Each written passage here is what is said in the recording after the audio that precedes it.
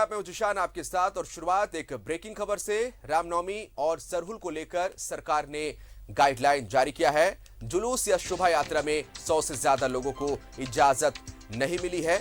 जुलूसों को सामूहिक प्रदर्शन स्थल या मिलन स्थल पर 1000 से ज्यादा लोगों की इजाजत नहीं मिली है। 6 बजे शाम से पहले खत्म करना होगा जुलूस। तेज आवाज में संगीत या फिर डीजे की इजाजत नहीं मिली है। जुलूस में शामिल लोगों को कोरोना गाइडलाइन का पालन करना होगा। जुलूस या शोभा यात्रा निकालने से पहले जिले के डीएम या प्राधिकृत अधिकारी से इजाजत लेनी होगी। तो ये ब्रेकिंग खबर इस समय की। रामनवमी और सरहुल को लेकर सरकार ने गाइडलाइन जारी कर दिया है और गाइडलाइन के तहत 6 बजे शाम तक ही निकल सकेगी सरहुल और रामनवमी की शोभा यात्रा।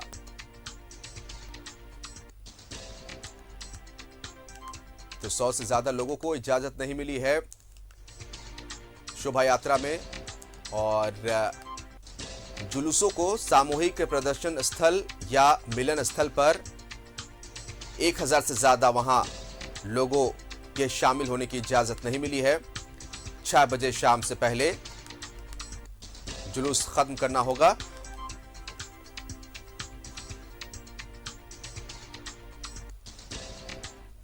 और सीधा रुख करेंगे अपने सहयोगी विपिन का, हमारे साथ इस समय लाइव जुड़ रहे हैं। विपिन, रामनवमी और सरहुल को लेकर सरकार ने गाइडलाइन जारी कर दिया, पूरी जानकारी आपसे चाहेंगे।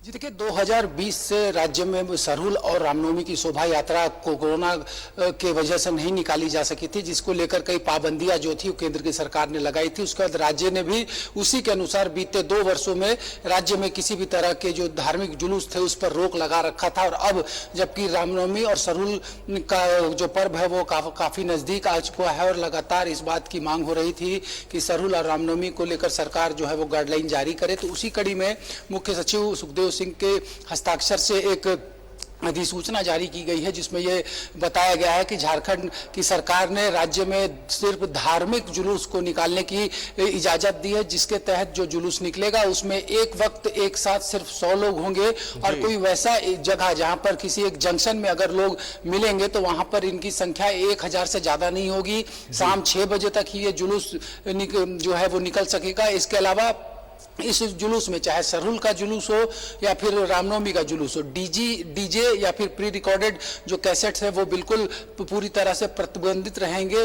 और जो कोरोना के बाकी गाइडलाइन है, चाहे वो सैनिटाइजर का यूज करना हो, मास्क पहनना हो, इसका ख्याल भी जो जुलूस में शामिल लोग हैं उनको रखना पड़ेगा। जो आयोजन समिति के लोग हैं उन तमाम लोगों को इन चीजों पर इस गाइडलाइन को फॉलो करते हुए ही अपने अखाड़ों के जुलूस को निकालने की इजाजत सरकार ने दी है। 2020 और 2021 के रामनवमी और सरहुल में किसी भी तरह का कोई प्रोसेशन नहीं निकल पाया था और लंबे समय, हम कहें तो 2019 के बाद अब जाकर 2022 के रामनवमी और सरहुल में फिर से वो रौनक सड़कों पर नजर आएगी, वो भक्ति का माहौल देखने को मिलेगा, जिसका इंतजार सभी को लंबे समय से था कि सरकार इस बाबत क्या कुछ निर्णय लेगी। और उसी की कड़ी में आज एक अधिसूचना राज्य की सरकार ने जारी कर दी है, जिसमें तमाम वो गाइडलाइंस जारी किए गए जिसके आधार पर रामनवमी और सरहुल का जुलूस निकलेगा। बिल्कुल निश्चित तौर पर। और विपिन, जिस तरह से आपने सही कहा कि 2 साल से कोई प्रोसेशन नहीं निकल सका था, अब चूंकि इजाजत जो मिली है, हालांकि सीमित संख्या रहेगी, तो जो राम भक्त है और जो प्रकृति के पूजक है, निश्चित तौर पर उनके चेहरे में खुशी आई है।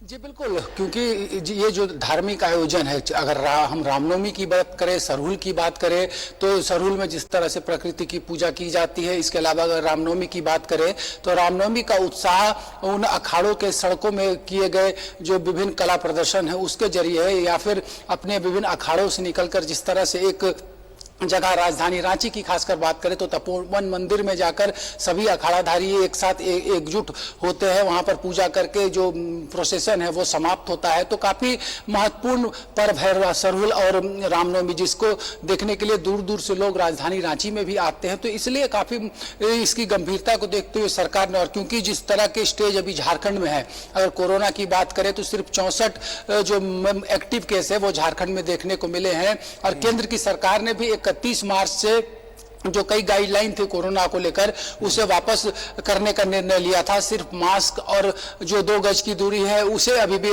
बरकरार रखा गया था। तो इन तमाम जो प्रक्रिया है उसको देखते हुए राज्य की सरकार ने ये गाइडलाइन जारी कर दिया है, जिसके तहत इस बार 2022 को रामनवमी और सरहुल का जो प्रोसेसन है वो सड़कों पर निकलेगा।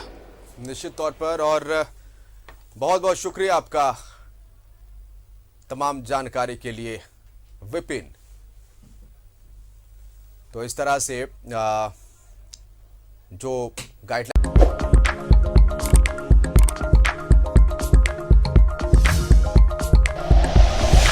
Like and share videos, subscribe करें हमारा चैनल और प्रेस करें बेल आइकॉन। न्यूज़ 11 भारत, सच है तो दिखेगा।